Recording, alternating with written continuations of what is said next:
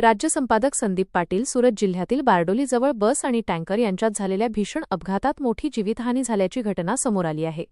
मिळालेल्या माहितीनुसार बारडोली महामार्गावर महाराष्ट्र राज्य परिवहन मंडळाची बस आणि एका टँकरची जोरदार धडक झाली. या अपघातानंतर बसने पेट घेतल्याने बसमध्ये असलेल्या प्रवाशांमध्ये एकच खळबळ उडाली. या दुर्घटनेमध्ये 7 प्रवाशांचा होरपळून मृत्यू झाला असून 30 पेक्षा जास्त प्रवासी जखमी झाले आहेत. अपघाताची माहिती मिळताच बचाव पथक आणि स्थानिक प्रशासनाने घटनास्थळी धाव घेतली.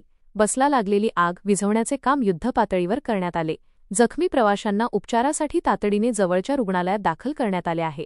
या घटनेमुळे परिसरात हळहळ व्यक्त केली जात असून पोलीस प्रशासनाकडून अपघाताच्या कारणांचा अधिक तपास सुरू आहे.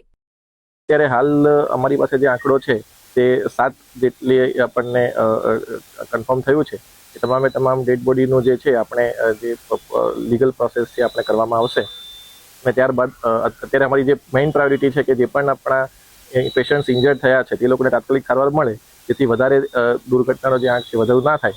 તે સિવાય જે ત્યારબાદ આપણે એ લોકોના જે એમના પરિવારજનોને આપણે જેમને જાણ થાય તેમને આપણે સોંપવાની કામગીરી કરીશું.